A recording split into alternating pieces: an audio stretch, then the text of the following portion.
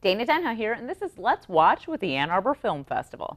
Every year, talented artists from all over the world aim to take part in our local film fest. Many times you'll find the talent is homegrown as filmmakers thriving in our great state of Michigan make their mark on this internationally renowned annual event. Joining me is Martin Thoburn. Am I saying that right? That's correct. Yes. An artist that has made quite a mark on the festival with his animated trailers and films. Welcome to the show, Martin. Thank you. Good to be here. So first, I'd like to start off with kind of how you got into filmmaking, what path you took to lead you here. So it's quite an interesting path. Actually, if you go way, way, way back, I actually started experimenting with filmmaking in middle school using old VHS cameras, just sort of for fun with my friends. Yeah. And then I kind of stopped. I always wanted to sort of get more into it, but instead I kind of got into graphic design and fine art and went down that path. And it wasn't until sort of digital video hit the scene in sort of the early 2000s that I sort of re-explored it in a way that was accessible to me. I never had access to shooting, 60 millimeter or celluloid film. It was just very kind of cost prohibitive. Yeah. And my interests were more in the digital arts. And so when filmmaking and digital arts intersected, that's kind of when I jumped on board. Yeah. And then I went to Washington Community College, which was where I also went to high school for their high school program there. But I went back while I was working for a local record label, which you're probably familiar with, Ghostly International. While it was still an Ann Arbor-based label, was working for them and would moonlight at this video program to just see what it was about. And then later I decided to go to the College for Creative Studies in Detroit, where I studied animation and digital media, where I sort of continued my studies and sort of opened the world more into motion graphics and other forms of animation. This WCC high school alternative, does it still exist? Yeah, it's called Washtenaw Technical Middle College, or WTMC for short. It's now considered one of the top 10 schools in the country. It's a charter school, open to anybody in Washtenaw County. It certainly was a guinea pig program when I went, but what was really interesting is it allowed me in high school to take college electives. So there I was able to take graphic design classes. That's how I got into graphic design, then called like computer-aided publishing or something bizarre like that. And other sort of higher level college electives that I wouldn't have access to at a traditional high school, which kind of exposed me to a lot of tools that I may have not have had at the regular public school. So quite fortunate to take part in that and sort of foster my interest in digital arts early on.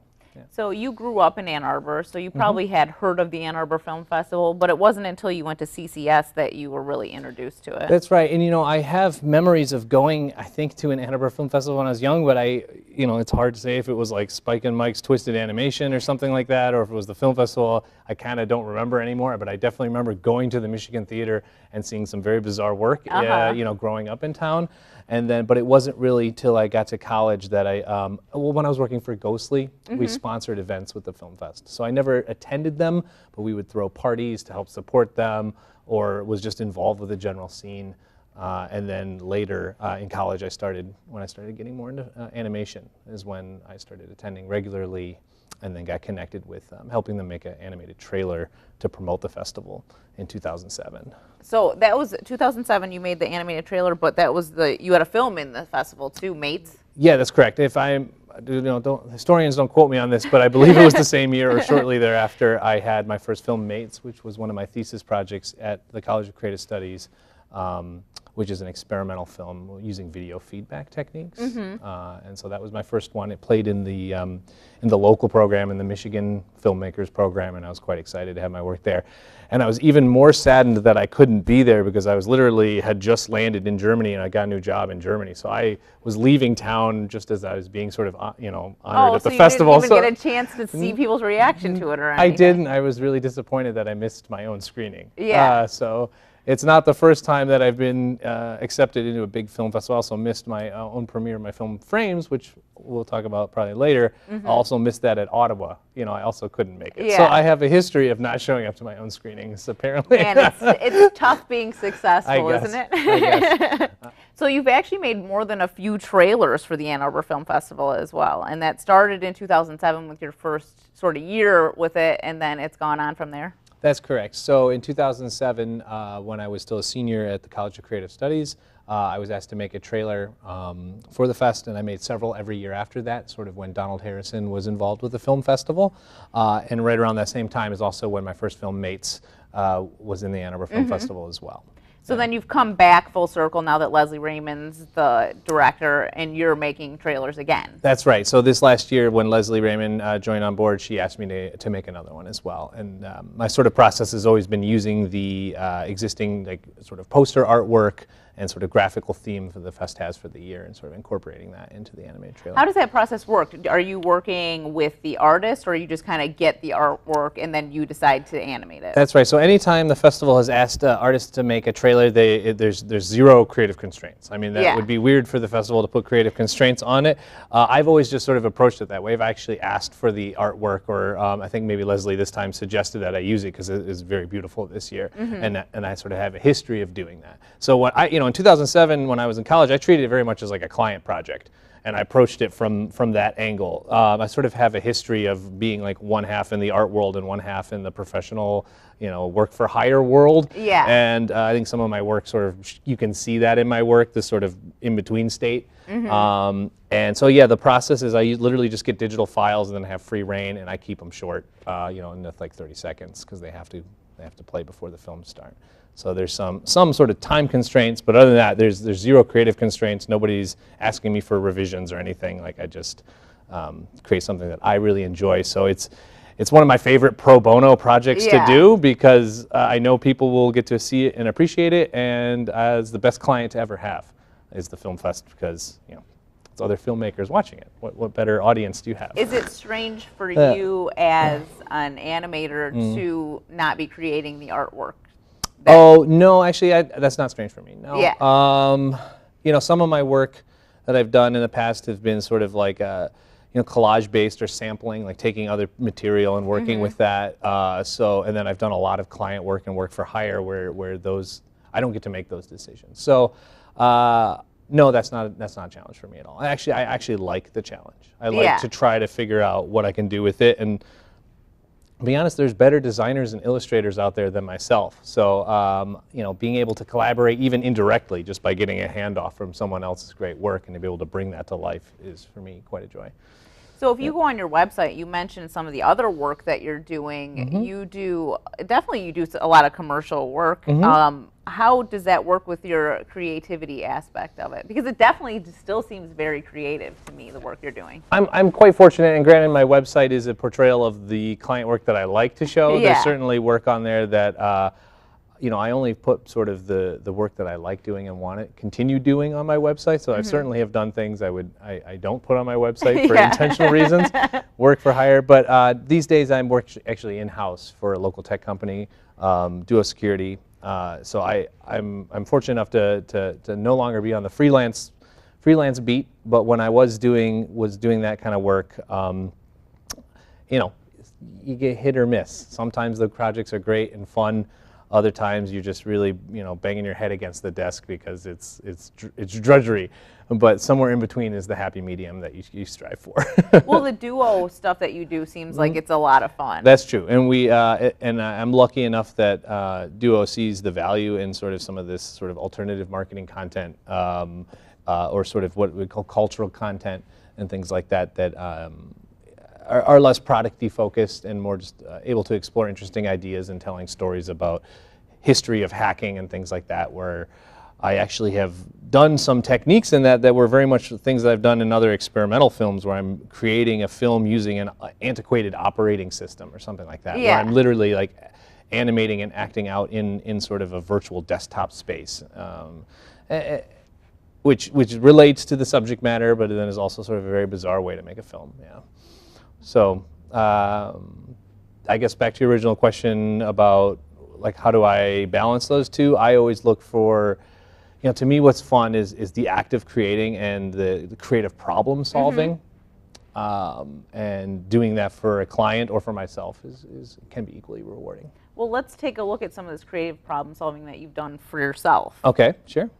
Now we've heard about Martin's career and experience with the Ann Arbor Film Festival. Let's watch his film, Frames.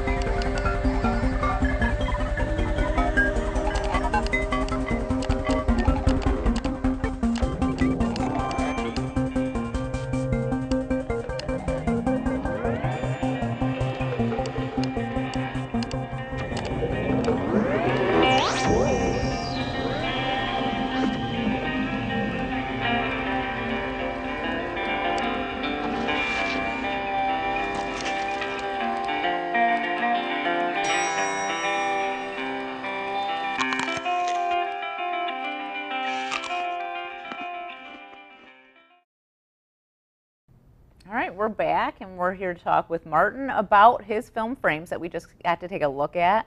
So why don't you tell me first kind of where you got this idea? And I mean, when you watch the film, you notice there's many frames in it. That's true. That's true.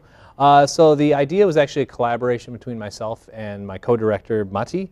I met Matti in Dresden, Germany, when I was living in Germany working for Adidas.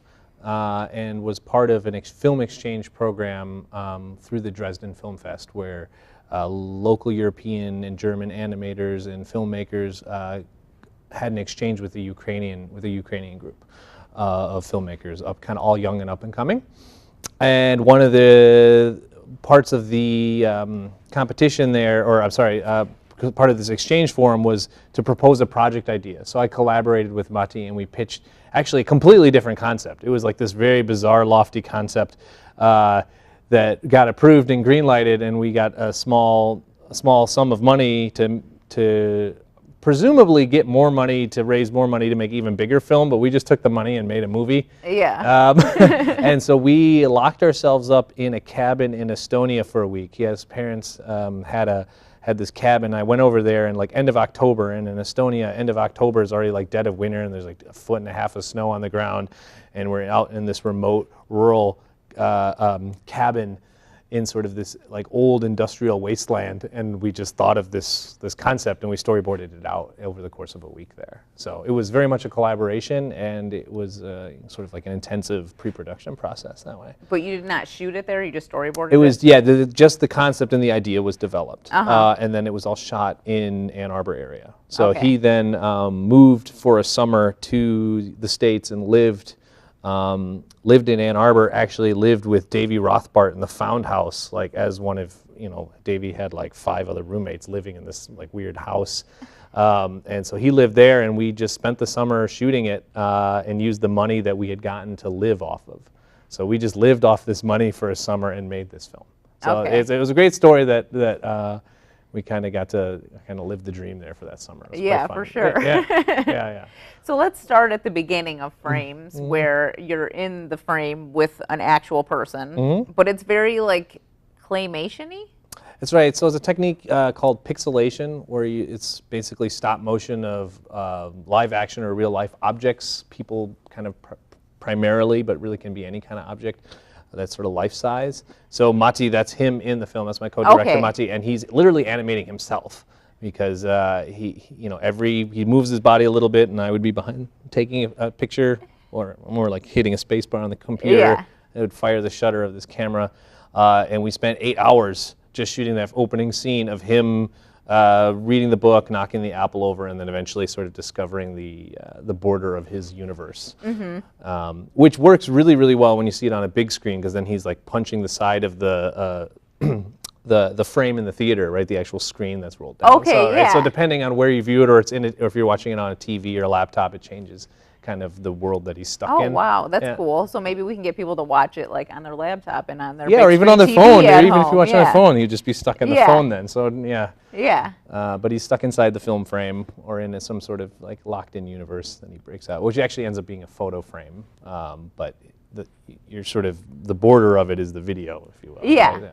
Well, and then in the end, it comes full circle. And was that kind of, did you get that idea while you were creating it? Where like all of a sudden you're in Photoshop and you're creating this this world? Yeah, so the inspiration sort of came from both of our travels, right? So that was the one sort of commonality. So he had lived in Germany and I had lived in Germany. Although my parents are German and I was born in Germany, I grew up in the States. So even going back to Germany, I had this estranged relationship with it. Although I could understand and speak the language, I was very much seen as a foreigner because of my accent. And same with him, he could speak good English and German, but we definitely had this relationship of sort of taking yourself out of your normal world, if you will, and sort of transplanting yourself in somewhere else and having to accept the new reality of that place. And that's sort of what Frames is about, is sort of through this identity, trying to find yourself while being in these different environments, and sort of the transitions that happen take place in various methods of animation throughout Frames. But that sort of inspiration there was literally living in a foreign country, Yeah. and what that feels like, and how you relate to the world around you when you're kind of fish out of water, it feels like sometimes. Yeah, there's definitely aspects that are just so different, like you don't expect it. Like when he's falling out of the frame, it's like a collage of himself, and then it turns into like, I don't know, what is that character made of? Right, yeah, so when he breaks out and he's a collage of himself, he's actually cut out photos. So we took photos of him and then printed them and cut him out. If you go to frames-film.info, you can see all the behind-the-scenes photos of how we animated it. But yeah, we literally were using stop motion paper cutout animation, and when he drops into the glass, it's I guess cell frame animation done digitally. So it's frame by frame, hand drawn, but it's drawn in Photoshop with a tablet. Okay. So, but it is using that traditional style of animation, and then he comes out of the straw, and then he turns into a sort of a more live action stop motion. Or I'm sorry, not live, a stop motion puppet that then breaks into the live action TV. Yeah. And then he's stuck in the TV for quite a while until he gets into the sort of digital Photoshop. So now let's get to this TV aspect, because you're flipping through the channels, and there's all these different stories going on. Yeah. So I feel like you just kind of had a free for all with it, and it was like, what can we make? You know? Yeah. You know, he then sort of goes through these phases of all these different characters. You know, he becomes all those people in some weird way, and we even have a false ending. Yeah, I actually thought that was a lot of fun, because it's just like such a perfect like art house ending. Yeah. It's funny the reactions you get on that. It really fools American audiences in the theaters. They immediately start clapping awkwardly, but European audiences are stone-faced till the last credit goes on. I don't know what it is, but in European theaters, especially at least German theaters, everyone would watch and no one will clap until they're absolutely positive it's the last frame. It's like maybe they've been tricked before or something, because they'll literally wait for all the credits to roll and only then will they clap. So there's some sort of cultural shift. So it tricks some audiences into falsely clapping before the film is over. I actually have a funny story about that myself. I was in a play, and it was like everyone thought it was the end of the play, but there was really one more scene. So everyone's like really clapping. Standing ovation. Yes. And then all of a sudden, I had to come out and do this last scene. It was almost like I didn't want to do it. It was it's done. We're done. Yeah. You know?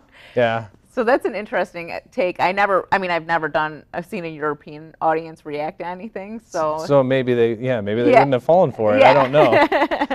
I'm not sure why there's that cultural difference, but we wanted to throw it in there. I mean, we thought it was funny, but it also made sense because it's in a TV world. It's almost like he's just stuck in a credit somewhere. Yeah. It's again a lot of like self-referential and relating back to the medium that you're seeing. And so it made sense thematically to do that. It wasn't just a gag, it also like fit into the concept. So in that sense, we felt it was appropriate, and it's interesting to watch how people react to it. Did you have a favorite one of those scenes to shoot? Because I feel like you would. Like there'd be one that just really stuck out. Yeah, I really liked shooting the scenes with my buddy Chris Sandin where he's a gorilla. Yeah. And then he walks in the next frame and he's like we had predicted as a used car salesman. I don't know if that directly comes across, but he has this suitcase and it's filled, you can't really tell in there, but it was filled with a bunch of like 70s magazine cutouts. Like, it didn't make any sense, like why he would have this weird suitcase, but it sort of fit the vibe we were going for, some like sleazy car salesman with a suitcase.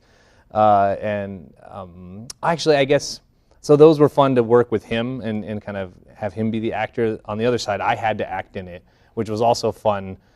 Pulling my friend Joseph's bloody body like out of the river, that was actually quite enjoyable when I got to be in front of the camera and doing something just totally ridiculous and overacting it. But everybody who's in it is our friend. Like everybody, they're not like necessarily actors. Nobody got paid. I mean, like I said, we lived off the money. And we bought our friends pizza at the end of the night. It was super low budget, and everybody we knew them in some personal way, or they were.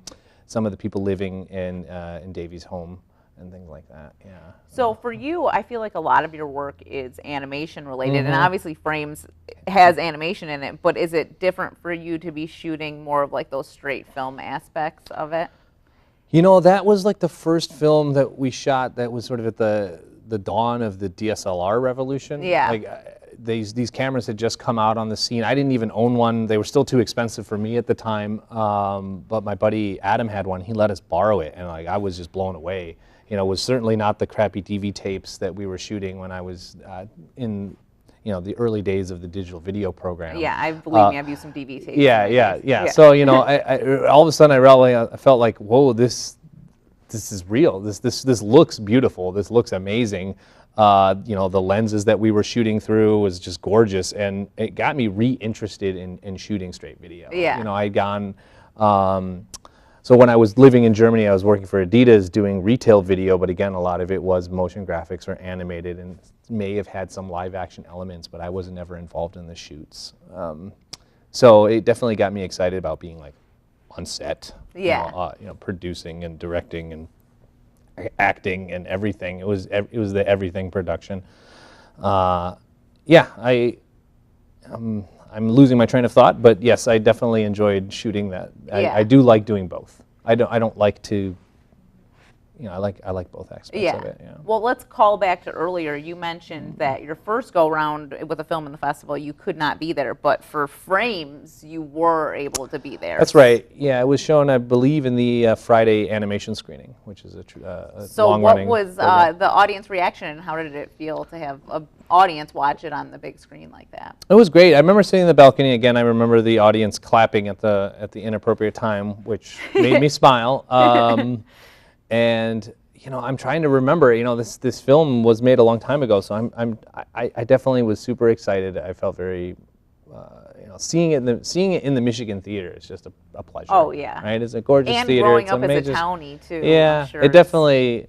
And I remember there being some reference of someone making a joke about all the filmmakers here and saying someone came in all the way from Ypsilanti, Michigan, and sort of like, yeah, that's, all these people coming from Europe and everywhere else in the world, and then, all the way from Ypsi felt really great to be represented locally. Yeah, definitely. Well, before we go, why don't you just tell people why the Ann Arbor Film Festival? Why, get a ticket and be there or submit your films?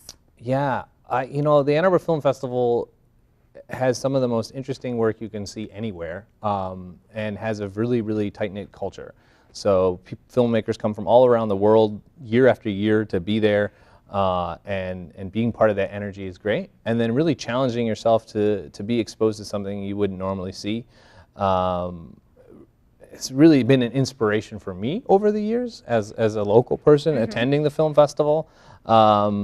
And also being as a volunteer behind the scenes, it's just a pleasure. And if you had to come and you're new to the Ann Arbor Film Festival, I recommend going to opening night and the animation screening on Friday. And if those are the only two things you see, those would be my top picks for people who are new to it. Yeah. All right. Well, thank you so much. It was great chatting with you. Yeah, definitely. Pleasure. For more on this and other CTN series online, visit a2gov.org/watchctn. I'm Dana Denhoff for Let's Watch with the Ann Arbor Film Festival.